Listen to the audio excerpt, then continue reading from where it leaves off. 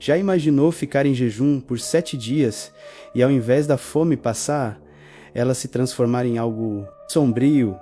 Foi o que aconteceu com Samuel. Um homem de fé, alto, magro, de cabelos castanhos e olhos que sempre pareceram carregar o peso do mundo. Mas desta vez, o peso era diferente. Era o 7º dia de seu jejum e oração, e a fraqueza física que ele esperava simplesmente não veio. Em seu lugar, uma energia estranha, gélida, percorria suas veias. A Bíblia diz em Mateus 4:2 que depois de jejuar 40 dias e 40 noites, Jesus teve fome. Mas a fome de Samuel não era por pão. Era uma fome que olhava para a vida ao seu redor de um jeito que o aterrorizava. Ele estava em seu quarto de oração, um pequeno cômodo com uma única janela, quando o cheiro de terra molhada invadiu o ambiente. Mesmo com um sol forte lá fora, parecia vir debaixo do assoalho. Lembrou-se do Salmo 23, ainda que eu ande pelo vale da sombra da morte, não temerei mal algum, porque tu estás comigo. Ele repetiu o verso, mas sua voz soou estranha, distante. A fome cresceu, e seus olhos fixos no assoalho de madeira começaram a enxergar algo que não deveria estar ali, um contorno sutil, quase invisível, de um rosto sob as tábuas. O pânico tentou subir, mas foi engolido por essa nova e terrível fome. Samuel se ajoelhou, o coração martelando.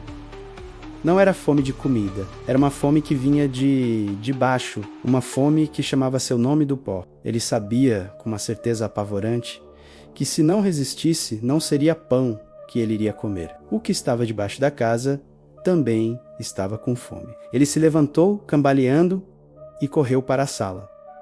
Precisava de luz, de vida. O cheiro de terra o seguia, agora misturado a um odor adocicado e doentio, como flores velhas em um túmulo. Ele olhou para o espelho na parede e não se reconheceu. O homem que o encarava tinha os mesmos cabelos castanhos, a mesma estrutura alta e magra, mas seus olhos estavam negros, vazios, como 2 poços sem fundo. E em seu reflexo, por um instante, ele viu a figura pálida e descarnada de um homem parado atrás dele, sussurrando: aquele que come a minha carne e bebe o meu sangue tem a vida eterna.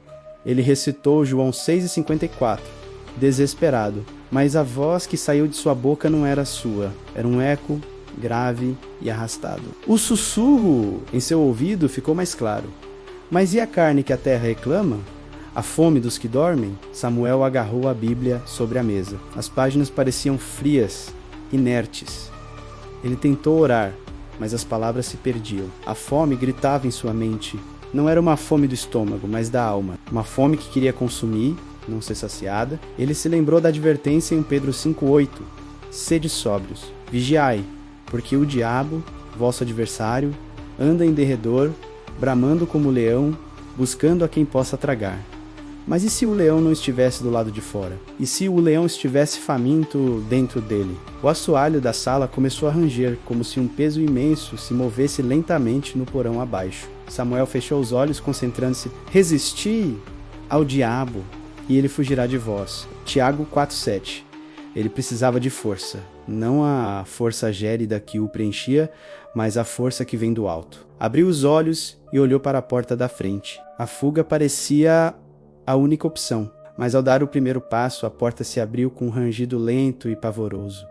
Parado no umbral, não havia ninguém. Apenas a escuridão da noite que caía e o mesmo cheiro de terra e morte que agora parecia vir de todos os lugares. A fome pulsou, mais forte do que nunca. Não era uma fome por pão ou água. Era uma fome pela escuridão que o convidava a entrar. O sussurro voltou, agora vindo da própria escuridão à sua frente. Para onde você iria, Samuel? A fome não está na casa. A fome está em você. Nós jejuamos juntos. De repente, a verdade o atingiu como um raio. O jejum não era apenas dele. Algo mais estava jejuando com ele, através dele. Algo que esperava pacientemente no silêncio e na fraqueza para despertar sua própria fome profana. Ele olhou para as próprias mãos. Elas tremiam, não de fraqueza, mas de um poder terrível que ele não conseguia controlar. A fome exigia ser alimentada. A criatura no espelho, a voz no escuro, o rosto sob o chão. Eram todos ecos da mesma fome antiga. A fome dos mortos. Uma fome que não vem da terra, mas que deseja arrastar tudo para debaixo dela. Com um grito que rasgou sua garganta, Samuel se lançou contra a parede, agarrando um crucifixo de madeira que sua avó lhe dera. Em nome de Jesus, eu te ordeno, sai de mim. A sala inteira tremeu. O cheiro de terra se intensificou a ponto de sufocá-lo. As sombras nas paredes dançaram, formando figuras esqueléticas que se esticavam em sua direção. A fome gritou em sua mente, uma cacofonia de vozes, os lamentos dos que estão perdidos na escuridão eterna. Nós estamos famintos, dê-nos vida. Mas Samuel se agarrou à cruz. O Senhor é a minha luz e a minha salvação. A quem temerei? O Senhor é a força da minha vida. De quem me recearei? Ele bradou o Salmo 27. Uma luz fraca começou a emanar do crucifixo. A fome recuou como uma criatura da noite que teme o amanhecer. Os sussurros se transformaram em guinchos de ódio. A pressão em sua mente diminuiu. E pela primeira vez em 7 dias, ele sentiu algo novo, algo real. A pontada inconfundível e bem-vinda da fome física. Fome por pão. A luz do crucifixo expandiu-se, banhando a sala e expulsando as sombras. O cheiro de terra foi substituído pelo cheiro de madeira velha e poeira. O assoalho parou de ranger. A porta se fechou com um clique suave. Samuel caiu de joelhos, exausto, ofegante, mas livre. A energia gélida se foi, deixando para trás apenas a fraqueza de um corpo que não comia há uma semana. Ele olhou para o crucifixo em suas mãos. Agora apenas um pedaço de madeira, mas que havia sido um farol na mais profunda escuridão.